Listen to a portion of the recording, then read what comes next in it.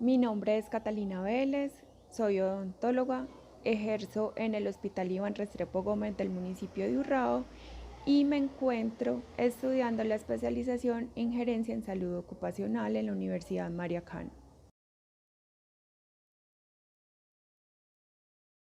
Hoy les voy a hablar del método de análisis de peligros y puntos críticos de control. Podemos decir que es un método cualitativo. El objetivo es identificar los peligros relacionados con la seguridad del consumidor que puedan ocurrir en la cadena alimentaria, estableciendo los procesos de control para garantizar la inocuidad del producto. Este método es de carácter científico y existen varios reglamentos. Uno de ellos es donde dice que todas las empresas del sector alimentario deben de aplicar este método. Existe otro reglamento que establece la obligación de facilitar a los consumidores la información referente a alérgenos que contengan los productos. Además, también de impartir una formación sobre manipulación de alimentos de los empleados de la empresa. Esta formación o esta capacitación debe de ser impartida ya sea por la empresa, por otras entidades o incluso por centros de formación. Existen 7 principios para el análisis de peligros y puntos críticos de control. Primero, análisis de peligros alimentarios. Segundo, identificación de los puntos críticos de control. Tercero, establecimiento de límites de control críticos y medidas preventivas. Cuarto, implementación de un sistema de vigilancia de los puntos críticos de control. Quinto, desarrollo de medidas correctivas. Sexto, establecimiento de un sistema de verificación. Séptimo, aplicación de sistema de registros y documentos. Para realizar un correcto análisis de peligros debemos de identificar los riesgos, evaluar los peligros y realizar medidas preventivas. ¿Cómo identificar los puntos críticos de control? ¿Cómo se localiza un punto crítico? Para localizar los puntos críticos de control hay que utilizar un método lógico empleando un guión de decisiones. Por ejemplo, anotando preguntas y respuestas conseguidas y estudiando esos resultados para descubrir si los peligros detectados son o no puntos críticos de control.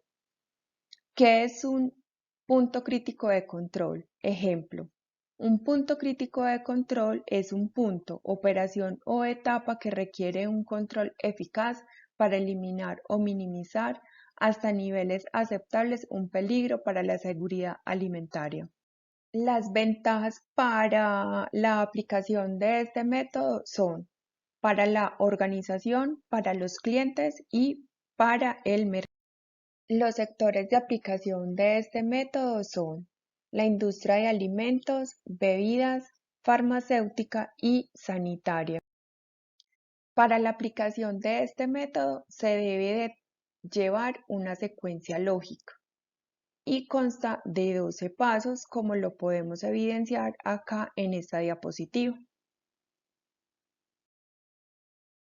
Acá podemos ver un ejemplo de la aplicación de este método, donde miramos la fase o etapa, la causa del peligro, el tipo de peligro y las medidas preventivas. La fase o etapa es la recepción de materias primas. Causa del peligro, aceptación de materias primas en condiciones incorrectas. El tipo de peligro. Existe peligro microbiológico, químico y físico.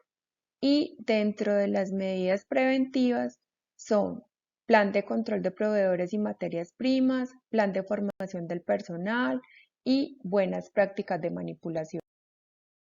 En esta diapositiva tenemos un segundo ejemplo, pero ya con la recepción de los alimentos. Que la recepción de los alimentos es un primer punto crítico. El almacenamiento de estos alimentos es el segundo punto crítico y el tercer punto crítico es la exposición y venta de estos alimentos. Método de la matriz de consecuencias y probabilidades. Es un método cuantitativo, permite determinar cuáles son los riesgos relevantes para la seguridad y salud de los trabajadores que enfrenta una organización. Requiere el análisis de tareas que desarrollan los trabajadores. Aplicar esta matriz ayuda a los directivos y al personal encargado a tomar decisiones más rápido sobre cómo actuar para hacerle frente a los riesgos que tienen mayor probabilidad de ocurrir y de impactar en la operación de la empresa. La utilización de esta matriz sirve para analizar el nivel de riesgo presente en los trabajos, para comparar por nivel de riesgo diferentes tareas, para proponer acciones concretas, para disminuir los riesgos, para estimar el impacto que estas acciones tendrán sobre el nivel de riesgo de los trabajadores. Además, se debe utilizar para una tarea nueva cada vez que se cambie una tarea o un procedimiento y se debe de realizar la actualización por lo menos una vez al año. Los objetivos de esta matriz son constituir una herramienta fácil de usar para aumentar la visibilidad de los riesgos, dimensionar los riesgos y saber si están controlados o no, ayudar al proceso de toma de decisiones, priorizar acciones, conectar los distintos departamentos, áreas o proyectos para unificar estrategias y obtener un análisis más profundo y relevante, integrar los riesgos del mercado y los externos a la evaluación, proteger los objetivos de la organización y lograr una mejora continua. Las ventajas de la aplicación de este método es que es una herramienta gráfica, tiene efectos preventivos, se adapta fácilmente y mejora el desempeño de los empleados. Pasos para la elaboración de la matriz de riesgo. Existen 3 pasos.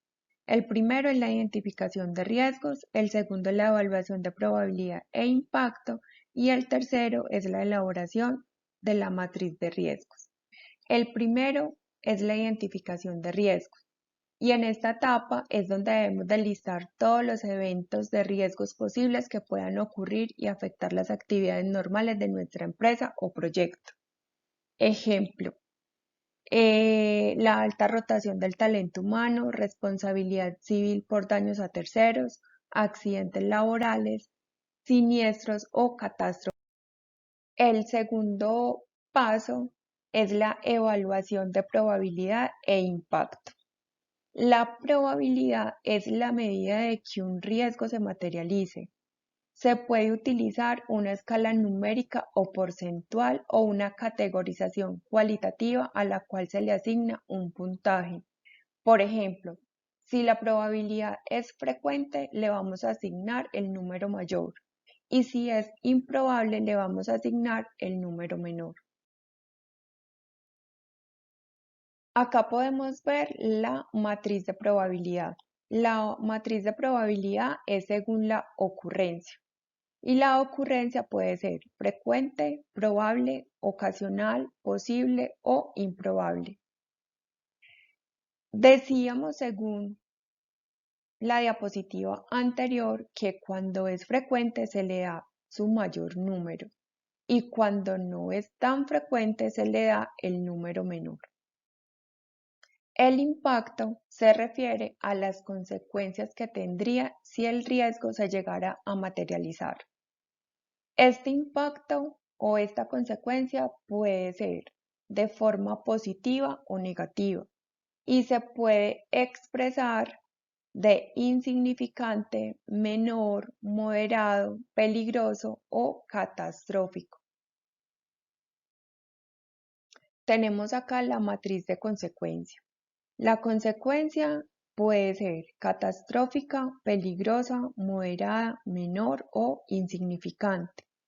Y de acuerdo a la consecuencia también se le da un valor. pero ya este valor es con letras.